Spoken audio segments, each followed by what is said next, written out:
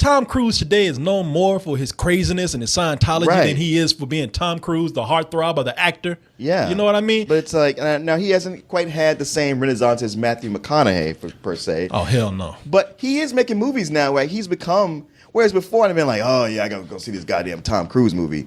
Now I'm like, oh, Tom Cruise has a new movie? He's the Michael Bay of acting. He's got to be in something where he's kicking ass and he's blowing shit up. And that's what he does in this movie right here. Edge of Tomorrow has Tom Cruise as little old Weasley ass major in the army. Major in name only. He's the major of PR. How the fuck did he get there? You know, a major, no pun intended, is a major rank in the military. Yeah. But apparently he didn't want to do a goddamn thing. Yeah, he just desk jobbed his way right up to be a major. In fact, when people ask him to fight, he's like this. Hold on, wait a minute, I'm busy. I'll be right there. He gets arrested and they say, get your ass out there in the front. Of course, with no training, being a sorry son of a bitch, it's not long before he's dead. But he finds himself dying and dying and dying over and over again. It's kind of like Groundhog Day meets an anime. Yeah, it's like he woke up and was like, wait, I've seen that Bill Murray movie. Yeah. I know how to work this. And keep in mind, one of the things that we failed to mention is that this is the future. And they're battling an alien race, beating the shit out of the human race. But Tom Cruise, he has the advantage of, it's like a video game.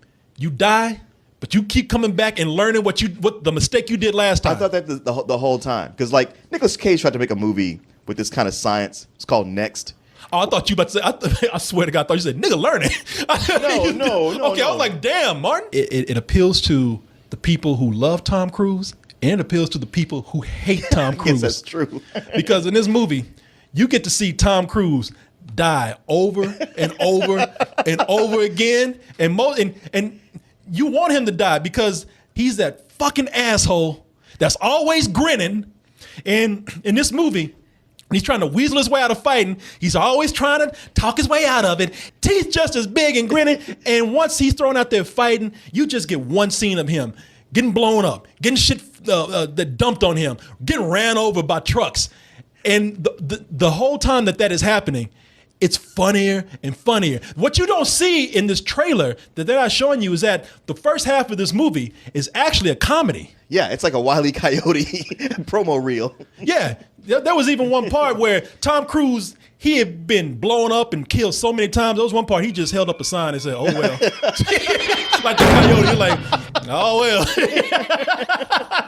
But a lot of people are saying that this is the return of Tom Cruise. Well, it used to be. And I would say that this is. Yeah.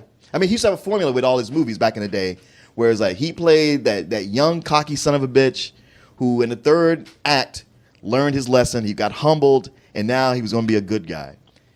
Here, all that kind of happens in the first 15 minutes. Make no mistake, this is a Tom Cruise movie. Tom Cruise is about 5 feet. He's gonna be a badass in the movie. He's got something to prove. Yeah. He's gonna blow up shit at the end. Yeah. He's gonna save the day. But at the beginning of this movie, I have never seen Tom Cruise as fucking sniveling and cowardly as I seen him here.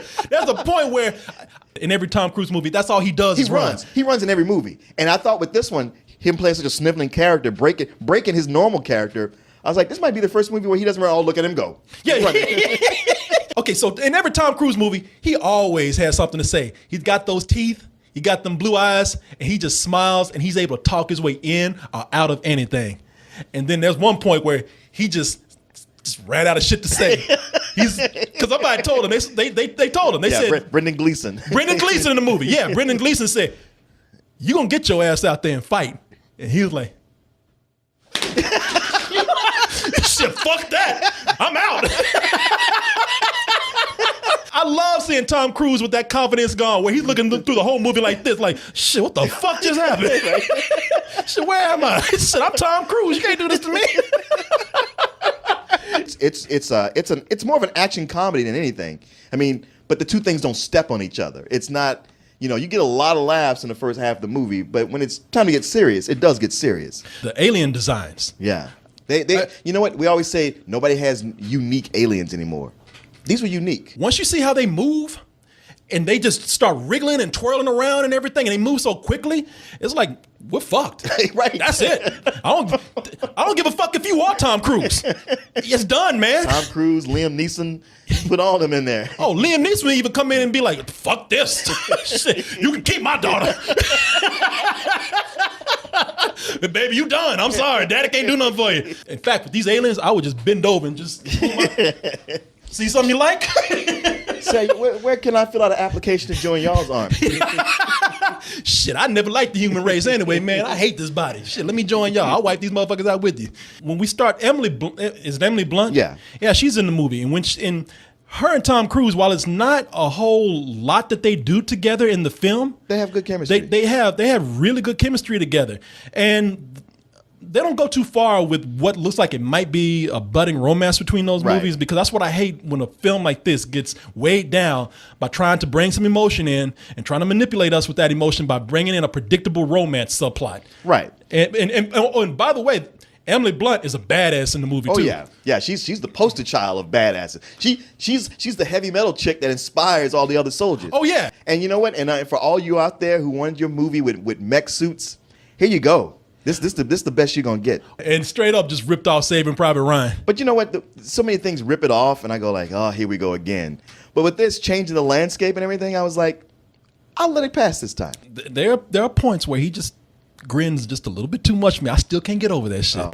But once he started getting I'm just laughing because I'm thinking of how like he has those old movies he first did. We had them Denzel Washington, 1.0's teeth. Look like they both had been chewing rocks at some point when they were younger. Oh yeah. I think they went and bought teeth together. Yeah, right. Shit, Denzel, your teeth are fucked. Yours are fucked up too. Yeah, you're right. Let's go get some teeth, man. We got money. Yeah, let's go. Thing is that Tom Cruise is not trying to be. It's not trying to be such a badass anymore. With him coming down, willing to be somewhat of a coward in this movie, willing to be somewhat the brunt of a lot of jokes here. That brought out the playful side of Tom Cruise. And it really did make the movie a lot more fun, seeing him have fun with it. But what really started the fun with this movie was Bill Paxton, who comes in as the I guess not the drill sergeant, but just the platoon sergeant. Master sergeant. Master Sergeant. Yeah, and Doug Liman. I mean, I haven't liked a whole lot of his action films, but the fact that he was able to combine the humor with the action and do both of them very well, and like I said, just make Tom Cruise seem very vulnerable in the film, it all just really worked up to a certain extent, Martin. Up to a certain extent. And what would that be? This is the kind of movie where they get to time travel and they don't know what the fuck they're doing. It is the dumbest shit that you've ever heard. I'm willing to, as long as they don't try to draw it out, I'm willing for movies to explain time travel like, well, you see, we took the continuum and, all right, let's go. I'm okay with that because the pacing in this movie is incredible, man. It is. It never slows down. I'm willing to let it pass if it can just keep me distracted with a lot of things. Yeah. It's only when you want to put emphasis on something that makes no sense, right? And you really think you got some hot shit going on. It's like, nah, man, I'm not falling for that. I'm stupid, but I ain't that stupid. I'm no rocket scientist, but I ain't no fucking piece of wood either. Oh man, what about you, man? Any flaws here for you? I mean, it's not like I go like, this is the best movie of the summer, but it's everything a summer movie is supposed to be. I guess my other complaint is that, and it's what I'm usually complaining about in these kind of movies, because I'm seeing a lot of quality in the storytelling with some of these films. Yeah. Like with X-Men and with this, even though this shit don't make any sense at all. But at least they're trying. Yeah. And then when they get to the end, that plot just gets thinner and thinner It's and thinner to we where got to blow everything up. It's hard when the movie just shows so much promise through most of the film. And then they kind of cop out at the end. However, having said that, I still enjoy this movie a lot. There's a lot of humanity here, and I really enjoy that, and I'm going to give it a full price. This is, for the most part, this is what summer movies should be about. Yeah. If only they could all be of this quality. Like I've said before, not just full price, but hey, go for the IMAX, go for the 3D, because it actually uses it all. Yeah. So Tom Cruise thank God they like my movie. Shit.